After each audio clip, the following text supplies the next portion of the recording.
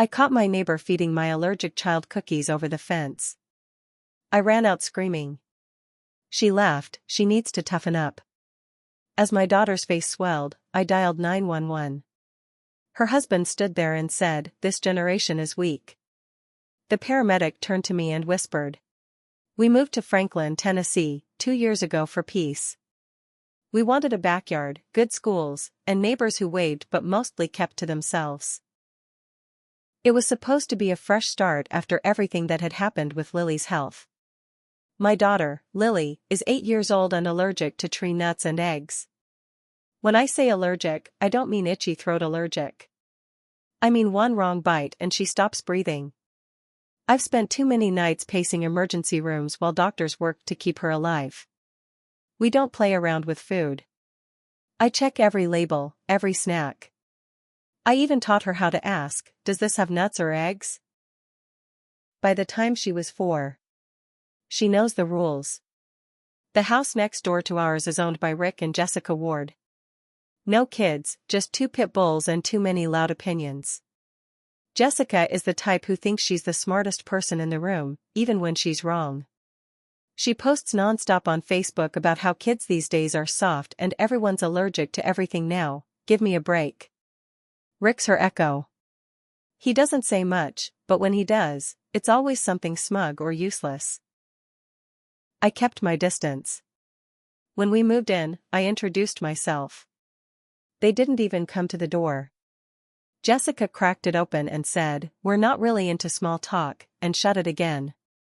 Fine by me. A few months later, at a neighborhood barbecue, I mentioned Lily's allergies to a group of parents. Jessica was there. I know she heard me because she rolled her eyes and muttered something about fake conditions. I ignored her. I didn't want drama. Now I wish I had spoken up that day. I wish I had made it crystal clear, this isn't a food preference. It's life or death. Last week, something happened that changed everything. It was Wednesday afternoon. I was working from home, just a normal day. I let Lily play outside in the backyard. It's fenced in, I can see everything from the kitchen window, and she knows not to go near the edge. I glanced out the window and saw her swinging. She was laughing, hair blowing in the wind, and I smiled to myself. Then I turned back to my computer. Maybe 5 minutes later, I looked again. She was standing by the fence. And Jessica was leaning over it, handing her something. I froze. I ran outside as fast as I could. My heart was already pounding. "Lily!" I yelled. "What did she give you?" Lily turned around, eyes wide. Her face was already turning red. She said, "Cookie," and then started coughing. Jessica stood there smiling. Smiling. Like she thought this was funny. "You fed her something?" I yelled. Jessica waved her hand like I was being dramatic. "Relax. It's just a cookie." I screamed, "She's allergic." She shrugged. "She needs to toughen up. Kids these days are so soft." Lily was gasping now, her throat closing up. I dropped to my knees and pulled out her EpiPen. Hands shaking, I stabbed it into her thigh. She whimpered, but the medicine went in. I was already on the phone with 911. "She's having an allergic reaction," I told them. "She's 8. We gave her the EpiPen, but she's still struggling." Rick stepped outside. He watched everything unfold, arms crossed. When he finally opened his mouth, all he said was, "This generation is weak." I swear I saw red. The ambulance arrived in minutes. The paramedics loaded her in while I tried to keep it together. One of them, a younger woman, looked back at Jessica and Rick. She must have heard what they said. As she helped me into the ambulance, she leaned in and whispered, "You should press charges. People like that? They don't stop unless someone makes them." That's when I knew. This wasn't going to be a slap on the wrist. I wasn't going to settle for an apology or let it slide. Jessica and Rick thought they could treat my daughter like she was some experiment. Like she needed to be toughened up. No. They messed with the wrong family. And I was going to make them pay for every second Lily struggled to breathe. After the hospital kept Lily overnight for observation, I came home to silence. The lights from the ambulance had drawn the whole neighborhood out. People stood on their porches, whispering. But no one came to ask if Lily was okay. No one knocked on our door. I guess Jessica and Rick had already started spreading their version of things. The next morning, I called the police. I filed a report. The officer who came out listened carefully as I explained what happened. I gave him everything, photos of the EpiPen injection site, Lily's hospital paperwork, and even the screen grab from our security camera that caught Jessica handing Lily the cookie over the fence. "Will you charge her?" I asked. He looked unsure. "We'll talk to the DA.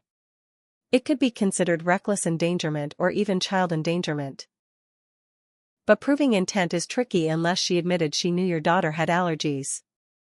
"She did," I said. "And I have witnesses who can say she knew. She laughed when I told her Lily was allergic. Said she needed to toughen up." He wrote it down, but I could tell what he was thinking. This wasn't going to stick. Maybe a warning. Maybe a court date. But nothing that would truly make them regret what they did. That's when I knew the law wasn't going to fix this. If anything was going to change, it had to come from me. I went to the HOA meeting that weekend.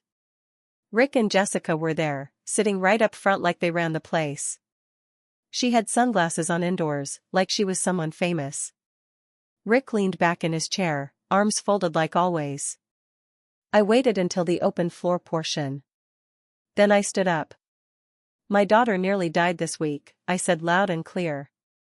"Because my neighbor fed her a cookie with nuts. Over our fence. After I've told this entire neighborhood, more than once, that she has a life-threatening allergy."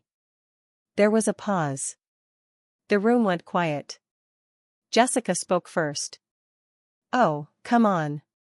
It was just a cookie. You're making this way bigger than it was." People started whispering again. "She had to be taken away in an ambulance," I said. "She could have died." And Jessica laughed. Rick called her weak. "This isn't just a mistake. This is cruelty." I looked around the room. I'm not just here to vent.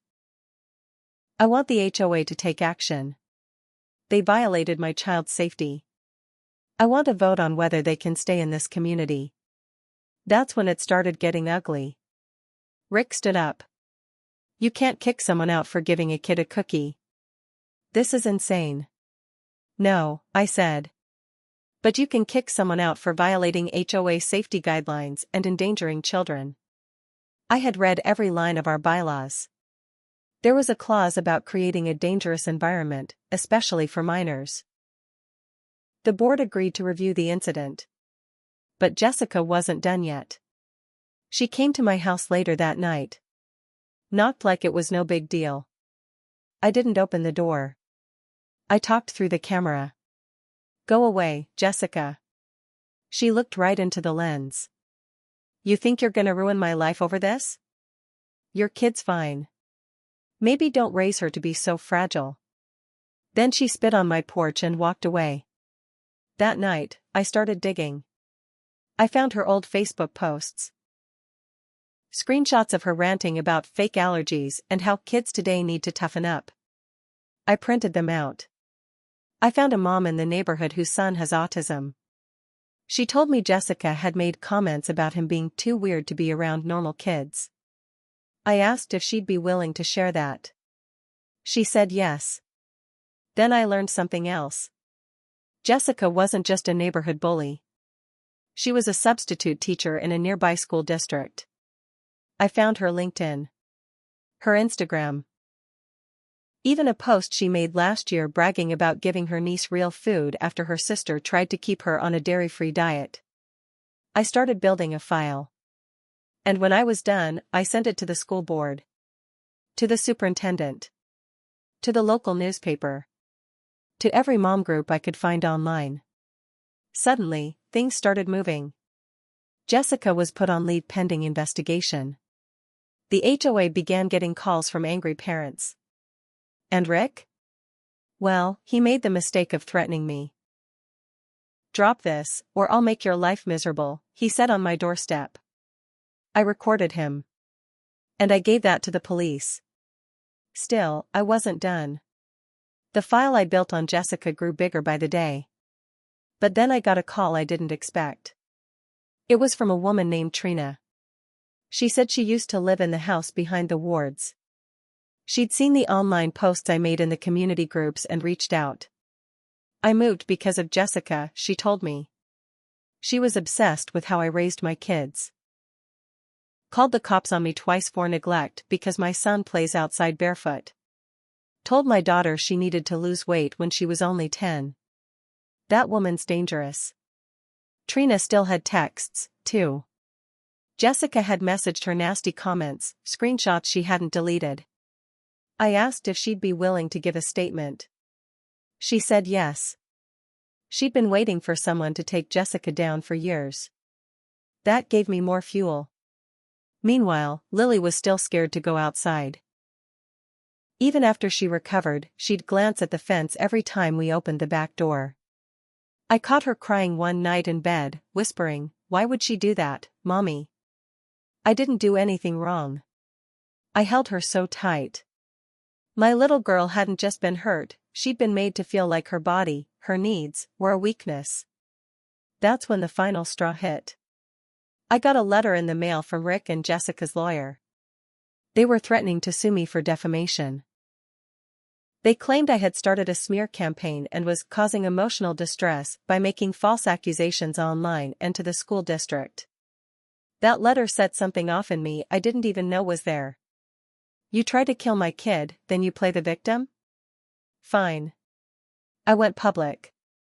I told the full story in a local Facebook group for parents in Williamson County. I kept it simple. Just the facts. What happened? What was said? What the paramedics heard? The threats. The laugh. I didn't tell people what to do.